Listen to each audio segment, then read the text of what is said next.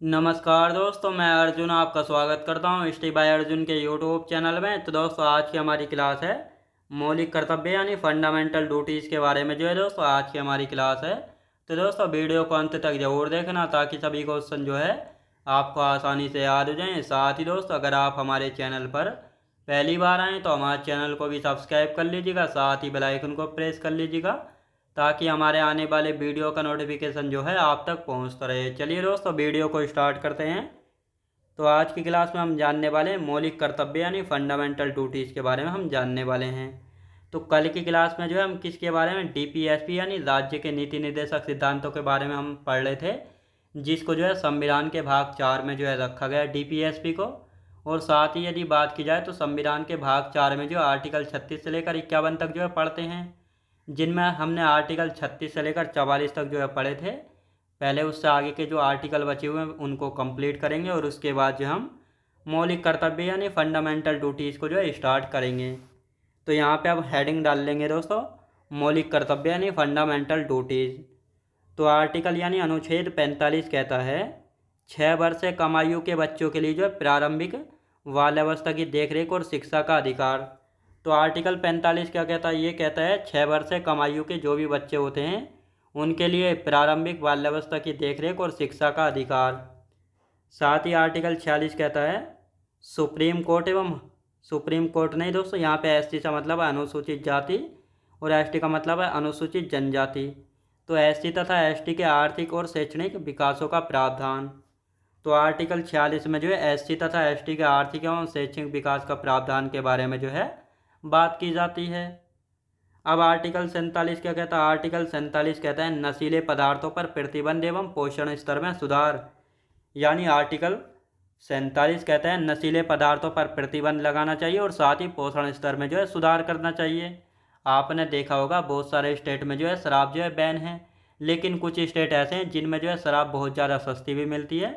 तो यहाँ पर जो है मेन पॉइंट ये है कि नशीले पदार्थों पर जो है प्रतिबंध लगाना चाहिए, जैसे चरस हो गया, भांग हो गया, स्नैक वगैरह, इस तरह के जो नशे होते हैं इन पर प्रतिबंध और साथ ही पोषण स्तर में जो है सुधार करना चाहिए। अब आर्टिकल 48 क्या कहता है? ये कहता है कृषि एवं पुरुषों की सुरक्षा, गोवंश की हत्या। यानी आर्टिकल 48 कहता है कृषि एवं पशुओं की सुरक्षा और गोवंश की हत्या पर रोक।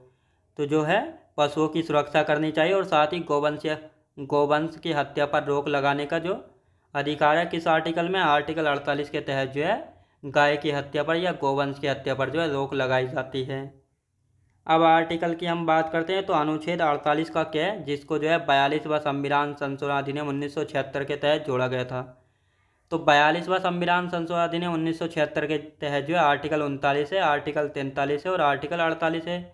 इन तीनों आर्टिकलों को जोड़ा गया था, जिसमें आर्टिकल 48 का ये कहता है पर्यावरण संरक्षण एवं वन और वन्य जीवों की सुरक्षा करनी चाहिए। ये आर्टिकल 48 का क्या कहता है? अब आर्टिकल 49 क्या कहता है? ये कहता है राष्ट्रीय एवं ऐतिहासिक स्मारकों की सुरक्षा करना चाहिए।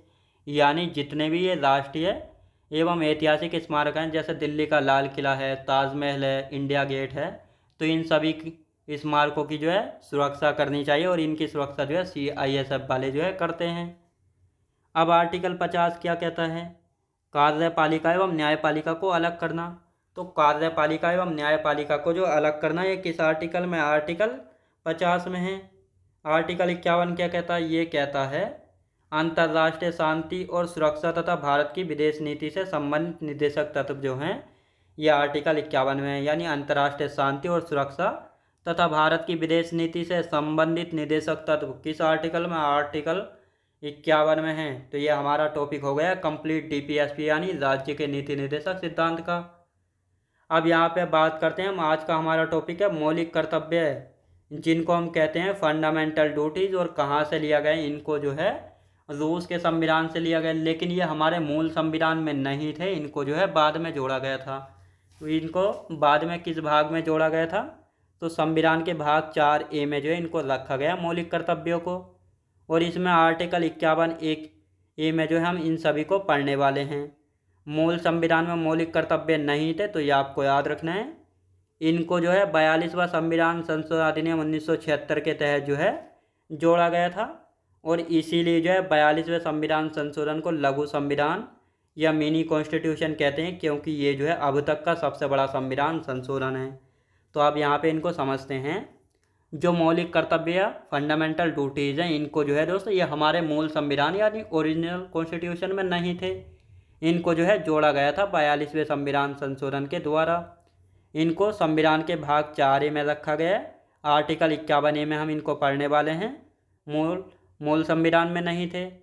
अब दोस्तों ये जो है 42वें संविधान संशोधन अधिनियम 1976 के तहत जो है जोड़े गए थे, क्योंकि ये जो है 42वां संविधान संशोधन अधिनियम 1976 अब तक का सबसे बड़ा संविधान संशोधन था, क्योंकि इस संविधान संशोधन के तहत जो है संविधान में 2 नए भाग 4 और भाग 14 और साथ ही 9 नए आर्टिकल जोड़े गए और साथ ही 52 आर्टिकलों में एक साथ संशोधन किया गया था। तो इसीलिए जो है ये सबसे बड़ा संविधान संशोधन है, इसी को लघु संविधान या मिनी कॉन्स्टिट्यूशन कहा जाता है। तो ये आपको याद रखना है। अब यहाँ पे हम बात करते हैं सिफारिश, यानी 1976 में जो है इंदिरा गांधी जी ही प्रधानमंत्री हुआ करती थी। इन्होंने जो है सरदार स्वर्ण सिंह के नेतृत्व में जो है एक समिति बनाई थी, जिसका नाम है सरदार स्वर्ण सिंह समिति। ये कब बनाई गई थी? 1976 में। सरदार स्वर्ण सिंह समिति की सिफारिश थी कि 8 मौलिक कर्तव्य जोड़े जाएं, लेकिन जोड़े कितने गए थे? 10 मौलिक कर्तव्य जोड़े गए थे। वर्तमान में कितने हैं? वर्तमान में 11 मौलिक कर्तव्य हैं। तो ये आपको पता होना चाहिए।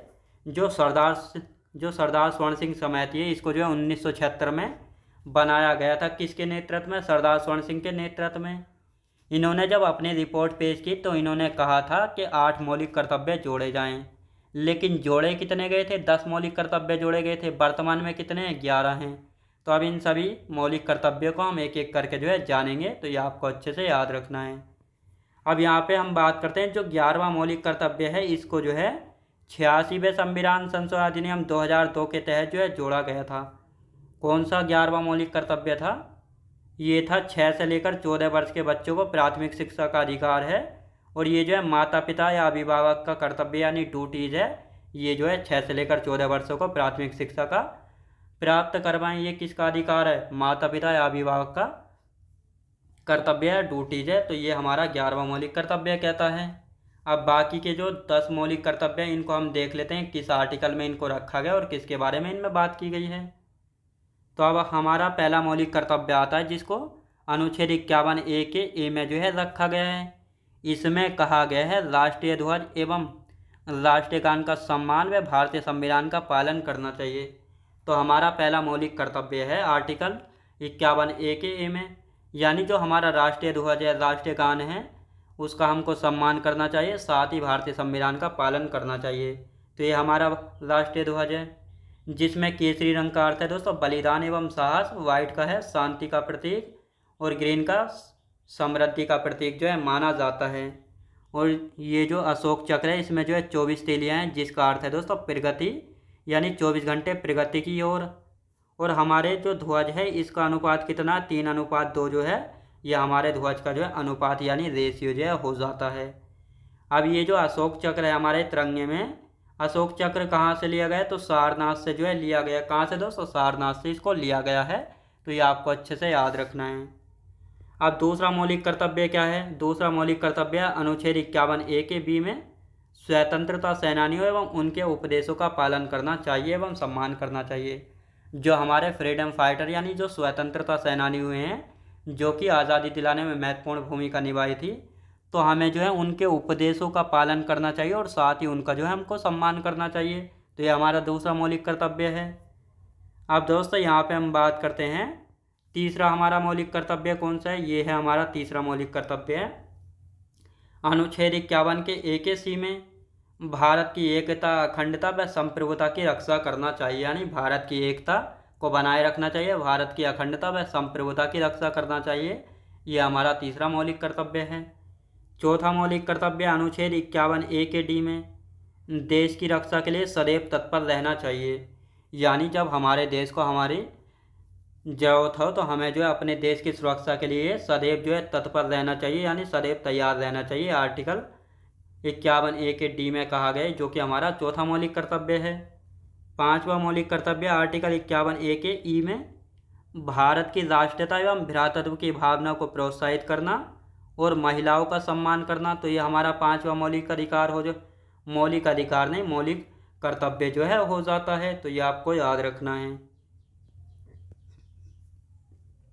अब आर्टिकल 51A के ऐप की बात कर लेते हैं। देश की संस्कृति को बढ़ावा देना, यानी जो हमारे देश की संस्कृति या जो हमारे देश का कल्चर है इसको बढ़ावा देना, ये हमारा छठा मौलिक कर्तव्य है। अनुच्छेद 51A के जी में, यानी जैव विविधता, पर्यावरण, झीलें, समुद्र, पशु आदि का जो है संरक्षण करना चाहिए। तो हमारा सातवां मौलिक अधिकार है अनुच्छेद 51A के जी में, हमें जैव विविधता, पर्यावरण, झीलें, समुद्र, पशु आदि का जो है संरक्षण यानी सुरक्षा करनी चाहिए। आर्टिकल 51A के एच में कहा गया वैज्ञानिक भावना एवं जानने की इच्छा का विकास करना, यानी जो वैज्ञानिक होते हैं इनकी भावना का हमको सम्मान करना चाहिए और साथ ही और ज़्यादा जानने की इच्छा का जो है विकास करना चाहिए, ताकि हमको और ज़्यादा जानकारी हो सके किसी भी चीज़ के बारे में। अब आर्टिकल 51A के आई में कहा गया है सामाजिक या राष्ट्र संपत्ति की रक्षा करना और हिंसा से जो है दूर रहना चाहिए। तो जो हमारा दोस्तों आठवां मौलिक कर्तव्य है, ये क्या कहता है, नौवां मौलिक कर्तव्य है, ये कहता है सामाजिक या राष्ट्र संपत्ति की रक्षा करना चाहिए और हिंसा से जो है हमें दूर रहना चाहिए। अब आर्टिकल 51A का जे कहता है जीवन में हर क्षेत्र में आगे बढ़ने का प्रयास करते रहना चाहिए, यानी हम किसी भी क्षेत्र में हो उस क्षेत्र में जो है हमें सदैव या हमेशा जो है आगे बढ़ने का प्रयास जो है करता रहना चाहिए। अब आर्टिकल 51A के में क्या कहा गया, इसमें कहा गया है 86वें संविधान संशोधन अधिनियम 2002 के तहत जो इसको जोड़ा गया था आर्टिकल 51A के को।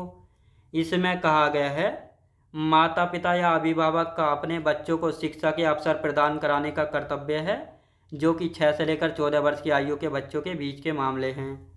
यानी आर्टिकल 51A का के कहता है जो बच्चे 6 से लेकर 14 वर्ष की आयु के होते हैं तो उनको जो है प्रारंभिक शिक्षा प्राप्त करने का अधिकार, और इनको जो है ये शिक्षा प्राप्त करने का अधिकार जो है माता पिता व अभिभावक का कर्तव्य है, इनको जो है प्रारंभिक शिक्षा प्राप्त करवाएं।